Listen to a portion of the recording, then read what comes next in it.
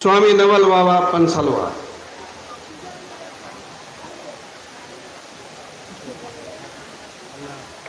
सब अंदर चले जाइए, आप नीचे जाइए, काहे के यही नीचे जाइए, इसमें तीनों को हटाइए, इसी से ठीक हो जाएगा।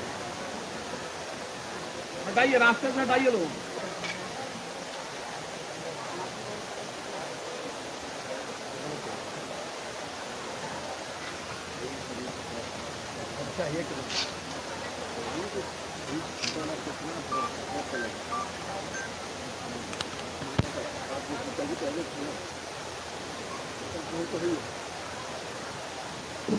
कल शाम तक के हिसाब से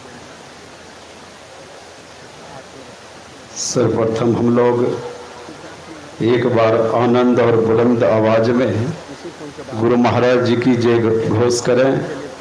श्री सद्गुरु महाराज की जय।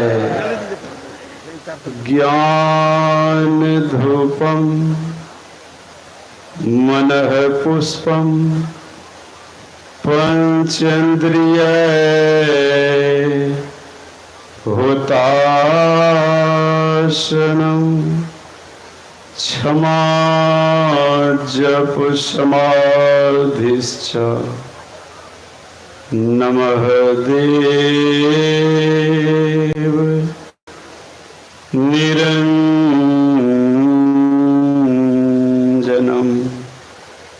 अखंडमंडलाकारं व्यापकं येनो चराचरं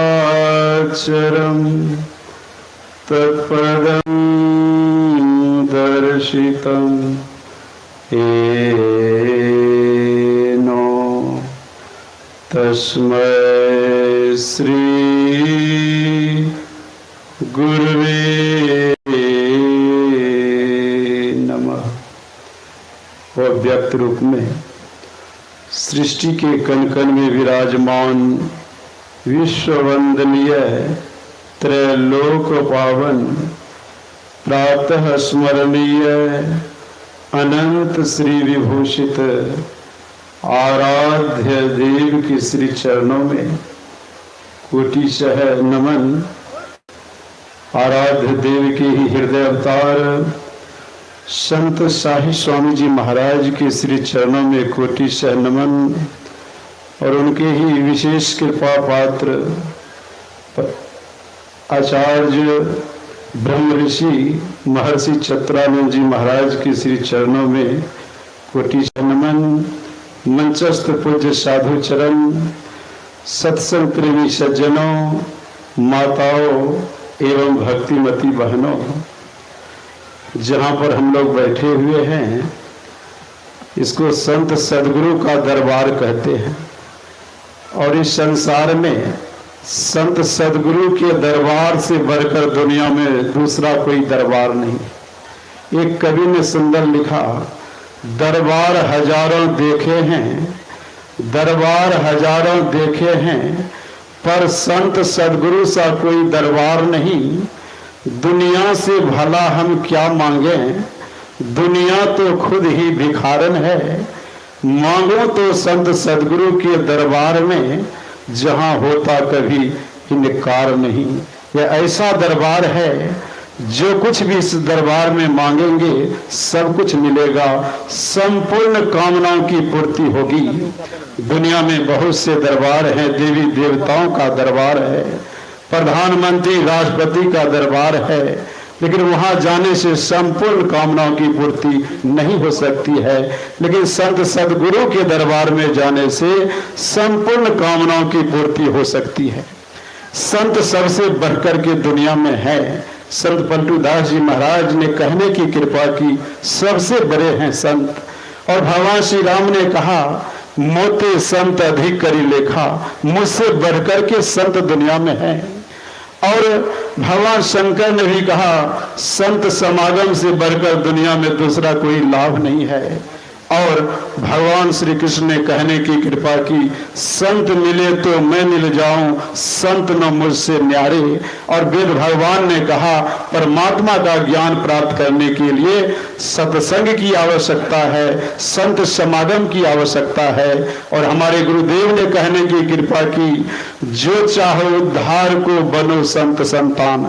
अगर अपना कल्याण करना चाहते हैं, अपना उद्धार करना चाहते हैं, तो संत संतान बन जाए, संत सदगुरु के चरण शरण में जाकर उनसे युक्ति प्राप्त करके भक्ति करें, परम कल्याण हो जाएगा।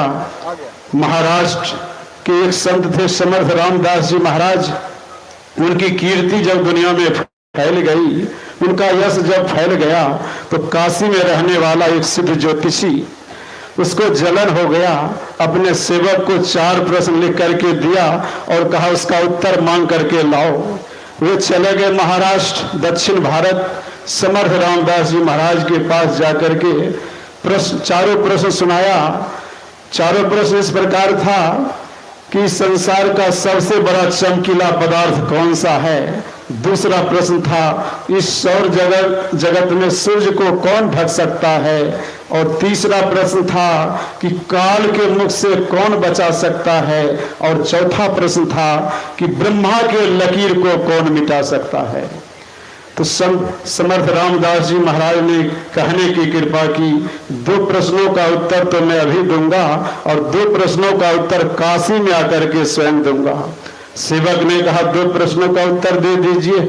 समर्थ रामदास जी महाराज ने कहा कि सत्संग दुनिया का सबसे चमकीला पदार्थ है। यह सत्संग ऐसा चमकीला पदार्थ है जो दुनिया के लोगों को चमका देता है। चाहे किसी भी जाति के लोग हो, किसी धर्म के लोग हो, जो सत्संग का सहारा लेते हैं, जो सत्संग करते हैं, दुनिया में वो चमक जाते हैं। संत कवि केशव दास जी महाराज से किसी ने कहा, कौन कौन चमका है सत्संग के प्रभाव से। का दासी के नारद, हिरणी के श्रृंगी ऋषि, अंडा से वृंदा सुखदेव जी का हाथ है, गागरी से कुंभज, रेणुका से परशुराम, कुल्हंडू से वाल्मीकि महिमा लखात है, मचगंधा से व्यास, गणिका से वशिष्ठ मुनि, सुद्रनी से भारद्वाज, ब्रह्मण पद पात है। कहे कवि केशव दास, कहाँ लो करो बखान, सत्संग के प्रभाव से शिरोमणि का हाथ है। का पहले प्रश्न का उत्तर है कि सत्संग दुनिया का ऐसा चमकीला पदार्थ है जो दुनिया के लोगों को चमका देता है। का दूसरे प्रश्न का उत्तर है कि सौर जगत में सूर्य को कोई नहीं ढक सकता है, यह सूर्य सबसे बड़ा ग्रह है। का तीसरे और चौथे प्रश्न का उत्तर स्वयं काशी में आकर के दूंगा। समर्थ रामदास जी महाराज के पास एक अल्पायु शिष्य उद्धव रहता था। उद्धव को लेकर के चले गए काशी। नदी के किनारे पेड़ के नीचे आसन लगाए, प्रातःकाल संध्या बंदन करके समर्थ रामदास जी महाराज ने अपने शिष्य उद्धव से कहा, काशी नगरी से भिक्षा मांग करके लाओ। और वह शिष्य उद्धव काशी नगरी में भिक्षा मांगने के लिए जाता है। और भिक्षा मांगते मांगते सिद्ध ज्योतिषी जो एक बड़े तांत्रिक थे काशी के, उसी के पास चले गए और उन्हीं के दरवाजे पर जाकर के रट लगाने लगा, जय जय समर्थ रघुवीर की, जय जय समर्थ रघुवीर की। अंदर में सुना सिद्ध ज्योतिषी ने कहा, मेरे दरवाजे पर कौन मेरे दुश्मन का नाम लेने वाला है, मैं उसको श्रापित करता हूं, वह कल का सूरज नहीं देख सकेगा, वह ब्रह्म मुहूर्त के 5 बजे 4 बजे उसकी मृत्यु हो जाएगी। वह बेचारा उद्धव डर से थर थर कांपते हुए अपने गुरुदेव के पास पहुंचता है। गुरुदेव ने कहा, बेटा भिक्षा मांग करके लाया। उद्धव ने कहा, गुरुदेव भिक्षा तो मांग करके लाया हूं, साथ में श्राप भी मांग करके लाया हूं। समर्थ रामदास जी महाराज ने कहा, अरे जो संत के शरण में चला जाता है, काल भी बाल बाका नहीं कर सकता है, तो डरता क्यों है। संध्या बंदन करो और सो जाओ।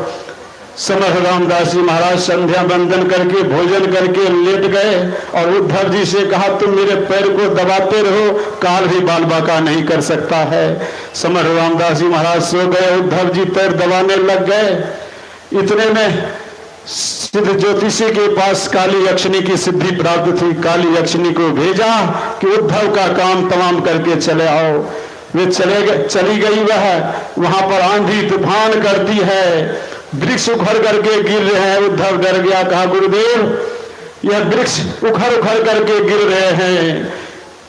निद्रा भंग हो गई। कहा बेटा जिस वृक्ष के नीचे तू बैठा हुआ देखो वृक्ष का एक पत्ता भी टूट करके नहीं गिरा है। कहा तुम मुझे अब मत जगाना, तुम मेरे पैर को दबाते रहो। पैर को दबाने लगा। काली यक्षिणी अब सोचती है, डरता ही नहीं है। काली यक्षिणी क्या करती है, जोरों की बारिश कर देती है। नदी की धारा बहने लग गई और उद्धव फिर डर गया और पुनः वह पुकारा गुरुदेव गुरुदेव। समर्थ रामदास जी महाराज की निद्रा भंग हो गई और कहा अरे क्या हुआ। कहा जोरों की बारिश हो रही है, नदी की धारा बहने लग गई है। गुरुदेव नदी की धारा में बह जाऊंगा। हम लोग बह जाएंगे। कहा अरे मूर्ख जिस वृक्ष के नीचे तू बैठा हुआ है या पानी की एक बूंदे भी नहीं गिरी है, तू क्यों डरता है। अब तू मुझे नहीं डराना। पैरों को दबाते रहो। अब काली यक्षिणी क्या करती है, तो उद्धव की माँ का रूप बना करके फल लेकर के कहती है बेटा फल लेकर के जब तूने भोजन नहीं किया फल ले लो। एक बार तो मन में होता मेरी माँ है। फिर कहा गुरुदेव का वचन आ गया। कहा माता तो अगर दे सकती हो दे दो। कहा मैं पतिव्रता नारी हूं, मैं वहां जाकर के फल नहीं दे सकती। अब कहा अगर नहीं दे सकती हो तो मैं वहां जाकर के नहीं ले सकता। वह जैसे ही काली यक्षिणी पैर उधर बढ़ाती है अग्नि की ज्वाला भड़क जाती है और दौड़ करके वे चले जाते हैं सिद्ध ज्योतिषी के पास। कहा किसके पास भेज दिया। उनके पास जाने से तो जल करके राख हो जाती। अब तो वह बेचारा सिद्ध ज्योतिषी भी डर गया। ब्रह्ममुहूर्त होने पर सिद्ध उद्धव से समर्थ रामदास जी महाराज ने कहा बेटा कितने बजे हैं। कहा गुरुदेव 5 बजे हैं। अरे सिद्ध ज्योतिषी ने कहा था 4 बजे तुम्हारी मृत्यु हो जाएगी। कहा या गुरुदेव आप ही की कृपा है। कहा स्नान करो संध्या वंदन करो उसी के दरवाजे पर चले जाओ। और चले गए उसी के दरवाजे पर फिर टेर लगाया। अब की बार वह सिद्ध ज्योतिषी कहा अरे भाई उद्धव मैं जानता ही नहीं था कि संत की क्या महिमा है, मुझसे गलती हो गई, मुझे माफी दिलवा दो। वे उनको साथ लेकर के समर्थ रामदास जी महाराज के पास पहुंच गए, पैर में लटक गए, मुझसे गलती हो गई। समर्थ रामदास जी महाराज ने कहा अरे गलती नहीं, मैं तो तुम्हारे 2 प्रश्नों का उत्तर दे रहा था। अरे तुम्हारा तीसरा प्रश्न था कि काल के मुख से कौन बचा सकता है। तो आज सुन लो, दुनिया में काल के मुख से बचाने वाला अगर कोई है तो वह संत सदगुरु है जो काल के मुख से बचा सकता है। समर्थ रामदास जी महाराज ने कहा अरे तू तो बड़े पंडित हो, जरा उद्धव का हाथ देख करके बताओ इसकी मृत्यु कब होगी। हाथ देखा, आश्चर्यचकित हो गया। कहा इसकी मृत्यु तो ब्रह्ममुहूर्त के 4 बजे होने वाली थी, यह मरा क्यों नहीं। कहा तुम्हारे चौथे प्रश्न का उत्तर है कि ब्रह्मा के लकीर को अगर कोई दुनिया में मिटाने वाला है तो वह संत सदगुरु है जो ब्रह्मा के लकीर को मिटा सकता है। चारों प्रश्न का उत्तर दिया। कहने का तात्पर्य है कि बड़े भाग मानस तन पावा। दोनों प्रकार का अगर सत्संग करेंगे तो दोनों प्रकार का सत्संग गुरु महाराज जी ने कहा धर्म कथा बाहर सत्संगा अंतर सत्संग ध्यान अभंगा। सत्संग कहने का अभिप्राय यही है कि बाहरी और आंतरिक दोनों प्रकार का सत्संग करें। दोनों प्रकार का सत्संग करने से अंदर में प्रकाश होगा, शब्द मिलेगा, शब्द की धार को पकड़कर निशब्दम परम पद में गमन होगा, जीव का परम कल्याण हो जाएगा। इन्हीं चंद शब्दों के साथ श्री सदगुरु महाराज की जय।